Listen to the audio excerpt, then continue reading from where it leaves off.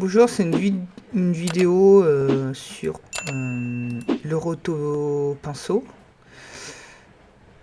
Je vais importer une vidéo, je vais vous montrer ce que je vais faire très rapidement. J'ai envie de faire un truc sympa en fait. Alors, on imagine que c'est quelqu'un qui fait un vlog et qu'il n'a pas pu mettre de fond vert parce que il fait un vlog de voyage. C'est pas forcément évident de mettre un fond vert. Il aurait fallu mettre un fond vert pour mieux le détourer. Du coup, là, on a envie de faire quelque chose d'un peu créa. Je vais faire un suivi et puis mettre un texte au fond pour dire voilà, c'est une balade. Donc, le texte que je vais mettre, c'est balade. Du coup, pour ça, il faut faire un suivi. Je réexplique très rapidement, en fait, je vais réexpliquer assez rapidement comment on fait un suivi. Je vais prendre entre le grand carré et le petit carré, je vais déplacer mon suivi, je vais prendre ce point-là qui est plutôt pas mal. Parce qu'en fait, on a un point blanc qui est isolé parmi quelque chose d'assez sombre, d'assez contrasté. Je peux faire avec suivi de 2 points en cliquant sur rotation, pas d'échelle. Hein. Mais moi, je vais aller au plus simple là, pour le tuto. Je vais appuyer sur play et puis normalement vous avez la fameuse page de Bob l'éponge qui devra apparaître. Hop. A few moments later. Alors le suivi est terminé chez vous normalement parce que j'ai commencé avec les panneaux côte à côte, mais chez vous normalement les visualiseurs est comme ça et juste à côté vous avez suivi et Roto Bézier qui est sur un autre onglet, vous voyez, hop hop.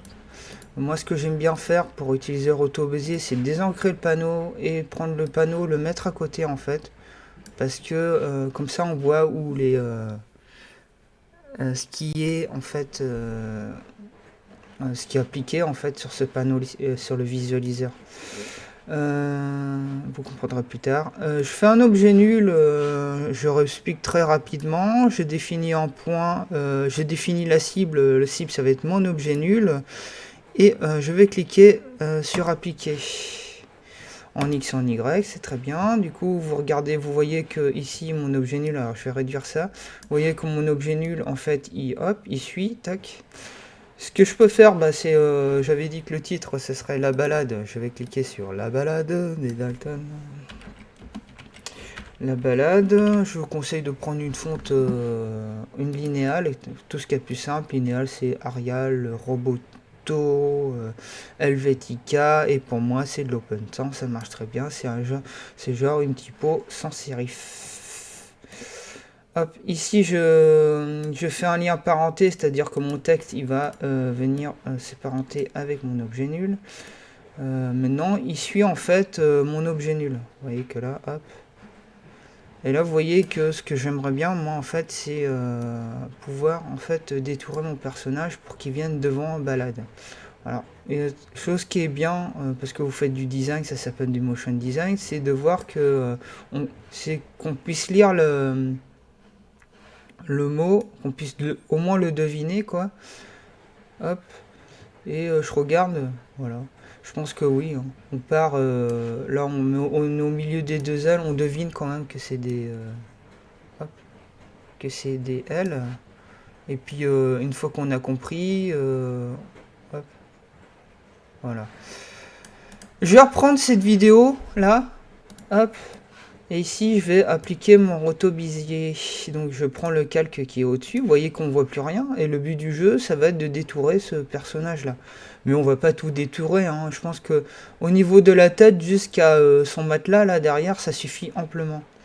Je vais choisir là, je vais choisir roto pinceau. Et vous voyez que mon curseur il est devenu vert. Donc je vais aller sur la partie suivi et roto pinceau là, ici. Alors je sais pas pourquoi il y a le suivi, normalement. Hop. Il y a un suivi là. Bon. Normalement ça devrait pas être s'afficher, mais bon. Ah voilà. Donc ici voilà. Hop. Choisissez le bon calque, hein, pas celui où vous avez fait le suivi. Hop. Sur le nouveau calque, hein, vous appliquez ça sur le nouveau calque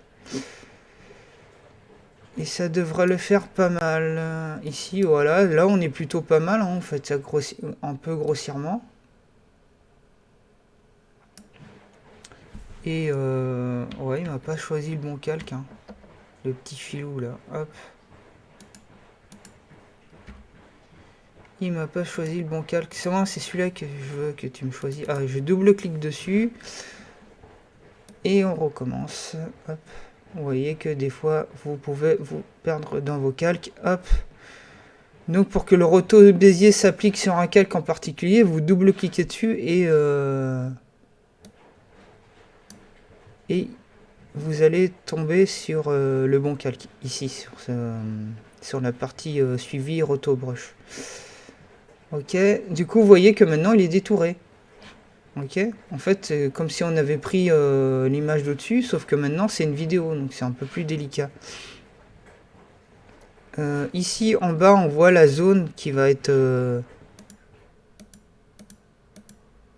où le rotobrush va s'appliquer. Là, j'y vais image par image. Hein. Hop, j'y vais tout doucement, image par image. Hop. Et vous voyez que si je continue, normalement, hop, non, voilà. Là, il a perdu. Pourquoi il a perdu? C'est parce que la zone tampon, en fait, elle s'applique... vous avez une partie grisée. La zone tampon, elle s'applique qu'au début. Donc, il faut l'étendre, cette zone-là, pour qu'elle s'applique sur toute ma vidéo. Et on peut y aller tout doucement. On y va tout doucement, hein, tranquillement. Ici, vous pouvez voir, on retrouve en fait, vous voyez, la luminescence. Et ce qui est en rouge, là, c'est la couche alpha. C'est des trucs. La couche alpha, c'est ce qu'on retrouve sur Photoshop, sur un des onglets couche, quoi, tout simplement. Là, ici, je peux rajouter des endroits à masquer, même si c'est pas utile. Vaut mieux regarder dans cette partie-là et se dire qu'est-ce qu'on doit enlever ou pas enlever, parce que là, sinon, il va se mettre à calculer un peu pour rien. Moi je vais appuyer sur play et puis si jamais il prend des choses en trop, je vais vous montrer comment on va faire pour enlever. Ici j'appuie sur pause. Ici par exemple il a pris des trucs en trop, même s'il n'y a pas de répercussion sur ma vidéo finale, je peux quand même vous montrer en maintenant Alt ou Option sur Mac qu'on peut enlever des parties. Vous voyez, hop, là il y a une partie qui est enlevée et ça marche très bien. Là, je vais faire une coupure Bob l'éponge et puis on se revoit une fois que j'ai terminé mon roto Bézier. Later. Alors, pendant ou quand c'est fini, en fait, vous pouvez regarder s'il n'y a pas des parties qu'il faut rajouter ou enlever. Ici, là, par exemple, ça mange, mais ça se voit pas sur ma partie finale, donc j'y touche pas. J'avance légèrement, vous voyez qu'il y a un petit bout là, donc je peux rajouter ici. Hop, on fait quelques petits ajustements comme ça, histoire de que ce soit à peu près... Ça marche plutôt bien, on va dire. Vous voyez que j'ai fait ça grossir. Il y a des trucs qui débordent, mais ça se voit pas sur ma produit final, donc on ne s'embête pas avec ça. Là, c'est plutôt pas mal, sauf que moi, je trouve que c'est un peu brutal. Alors, ce que je vais commencer à faire, c'est marqué ici, vous avez gelé. Vous pouvez le geler pour le mettre en mémoire cache et ainsi travailler plus facilement. Parce que là, ce qu'il fait actuellement, même si mon ordinateur, il est pas trop mal. Alors là, ça mange un peu. Il est pas trop mal. Ce qui... Pour le tuto, je vais aller relativement vite. Ça juste... Alors j'ai un petit bruit de fond, ne faites pas attention. J'ai une machine qui tourne derrière. Hop. Qu'est-ce que je disais? Ouais, voilà, ça, là, on a quand même un peu... Ça calcule, en fait. Ça calcule beaucoup, et pour éviter, si vous avez envie de travailler par la suite, pour éviter qu'il passe son temps à calculer, ce qui peut être assez pénible en fait, il faut geler, garder tout ça dans une zone tampon. Donc vous cliquez sur geler, ça va prendre du temps, ne vous inquiétez pas, c'est tout à fait normal, mais c'est pour en gagner un peu plus tard. Je vais cliquer dessus et puis là vous voyez, j'ai 835 images à calculer comme ça, vous voyez ça fait son petit calcul, ça le met en zone tampon. Et on va se retrouver après une petite coupure Bob l'éponge. 1 hour later. Alors du coup on se retrouve avec j'ai gelé l'image. On a un petit message sur faire auto Bézier, améliorer, etc. Alors pour moi ça me va. J'ai découvert qu'il y avait peut-être des petites parties qui auraient mérité d'être... Non, ça va. Globalement ça va. Je trouve que le contour reste un peu brutal. Donc vous avez comme quand vous utilisez les masques là. Enfin j'espère que vous savez en utiliser. Sinon c'est pas grave. Le prochain cours sera destiné, le prochain tuto sera destiné au masque. Ne vous inquiétez pas. Il y a une tonne de choses que je vous laisse découvrir par vous-même grâce à Internet. Et du coup, il y a que genre contour progressif, c'est pas mal. Ici, on a affiné le roto Bézier. Vous voyez que si vous le cochez pas, ça peut être assez dégueulasse ce qu'on a dessus. C'est alors, je vais vous montrer ça. Si vous cochez pas affiner roto Bézier, bam, ça fait des trucs assez dégueux. Contraste, vous pouvez le laisser à 80, c'est pas mal. Décalage, je vais faire un petit décalage, moi je me fais assez à 10%, ça peut être pas mal.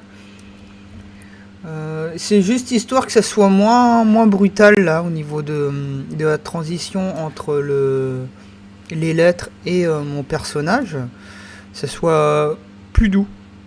L'inverse de brutal, on va dire plus doux. Donc voilà. Donc, là on est pas mal, quand on regarde vite fait là comme ça, vous voyez que comme je l'ai mis en gelé, comme je l'ai gelé, on peut se balader plus facilement. Bien que vous auriez pas vu nécessairement la différence si j'avais pas gelé, parce que mon ordinateur ça va à peu près, il s'en sort plutôt pas trop mal. Mais chez vous, si vous avez un petit ordinateur portable, je vous conseille clairement de geler. Donc vous voyez que ça calcule assez vite. Ouais, assez vite, hein, ça le fait. Ça le fait. Donc on a notre personnage qui passe devant en balade, qui est détouré là, devant, derrière. Donc là c'est pas mal. Ce qu'on peut rajouter c'est du flou bougé. Comme ça si votre roto broche, votre roto pinceau va plutôt vite, vous aurez un flou de mouvement. Décontaminer couleurs, tout ça. Tout le reste, c'est pas nécessaire.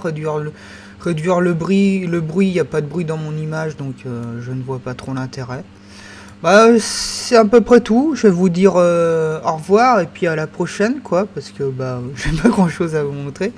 Je vais peut-être faire, voilà, je vais vous montrer rapidement en prévisu qu'est-ce que ça donne avant de se quitter.